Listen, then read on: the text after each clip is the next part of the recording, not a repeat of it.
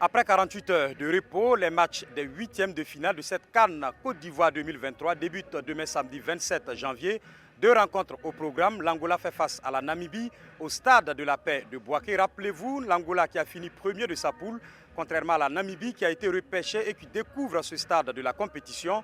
Bien évidemment, la rencontre tant entendue, c'est celle entre le Nigeria et le Cameroun, ici même à Abidjan, au stade Félix Houphouët-Boigny. Ici, au Palais de la Culture de Treichville, les deux coachs, celui du Nigeria et le coach Rigobert Song du Cameroun, étaient en conférence de presse d'avant-match. Tous les deux ont reconnu que ce match est capital. Il n'y a plus de calcul à faire. Il faut gagner simplement pour avancer dans cette compétition. Mes joueurs, ils sont prêts. Ils savent ce qu'ils ont à faire et qu'est-ce qu'il faut. Fabrice l'a dit tout à l'heure que c'est un but sort. You know what you must do. You want to beat Cameroons. On sait ce qu'on doit faire.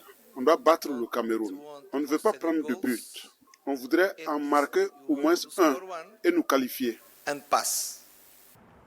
Côté Cameroun, la question qui est ressortie lors de cette conférence d'avant-match, eh bien, c'est le point concernant les gardiens. Vous le savez, Fabrice, on doit débuter lors du premier match et lors du second, c'est André Onana, tout juste arrivé de Manchester, qui a pris part à la seconde rencontre. Et puis à la troisième rencontre, eh bien, on doit être remis titulaire, élément de réponse avec Rigobert Song.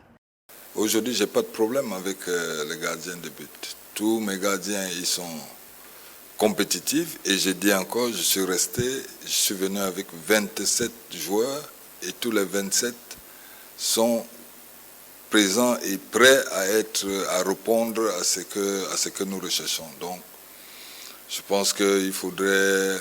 Il n'y a pas de polémique à faire entre ces gardiens. Ils s'entendent très bien.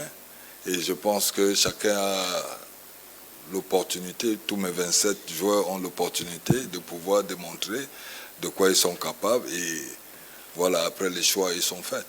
L'autre point qui a retenu l'attention des journalistes durant cette conférence de presse d'avant-match, c'est bien évidemment la défense du Nigeria qualifiée de faible par certains analystes. Eh bien, la réalité est tout autre. Le Nigeria n'a encaissé qu'un seul but lors de son premier match contre la Guinée équatoriale. Après, c'est 1-0 contre la Côte d'Ivoire et 1-0 contre la Guinée-Bissau. Donc, le Nigeria qui reste invaincu jusqu'ici, contrairement au Cameroun qui en a quand même marqué 5, mais qui a encaissé jusqu'à 6 buts dans cette phase de poule. Certains observateurs nigérians confirment que leur équipe nationale, eh bien, contrairement à ce que les gens disent, se porte bien côté défense. Vous verrez sans doute que la défense du Nigeria n'est pas très solide. Je pourrais être d'accord avec vous, mais si on considère le tournoi dans sa phase de poule, le Nigeria est une équipe qui n'a encaissé qu'un seul but. Cela en dit long sur la défense.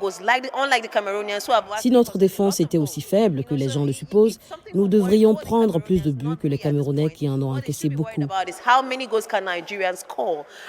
Si vous regardez les statistiques, vous verrez que le Nigeria s'est créé plus d'occasions, mais il n'en a pas converti beaucoup. Si l'on se réfère au début de la CAN, on peut donc s'attendre à ce que le Nigeria s'en sorte. Mais c'est le football, tout peut arriver. Une défense solide du Nigeria qui aura en face un mental de fer du Cameroun. Ils se plaisent à dire que c'est leur atout majeur dans cette compétition et dans toutes les autres compétitions auxquelles ils ont participé. Les Camerounais ont un mental de fer et cela est ressorti une fois de plus dans la bouche du coach, mais aussi dans la bouche de certains consultants camerounais. C'est vrai, notre coach il a insisté sur le Hemley, ce que nous on appelle le Hemley, c'est au-dessus même du mindset positif, voilà. Donc ça compte aussi beaucoup et vous savez, tous, le monde entier le sait, ça fait partie de l'un de nos atouts, notre mental, la capacité à tenir bon. Vous l'avez vu dans notre dernier match contre la Gambie, voilà. On a tenu grâce à ce mental et bon, c'est vrai que même ces deux choses ne suffisent pas. Je pense qu'il y a aussi le travail ici du coach derrière. Voilà. On a aussi la chance d'avoir notre Abou Chouchou qui va revenir dans le jeu. Et je pense que le match de demain, ça va être un match très intense, vu qu'on a affaire au Nigeria, qui sont les meilleurs, ils sont parmi les meilleurs de cette CAN jusqu'ici. Si on voit leur dernier match, 2 victoires et 3 belles performances, voilà. Ça ne sera pas un match facile vu qu'ils comptent aussi dans leur équipe le meilleur footballeur de l'Afrique, hein, Osimhen, voilà.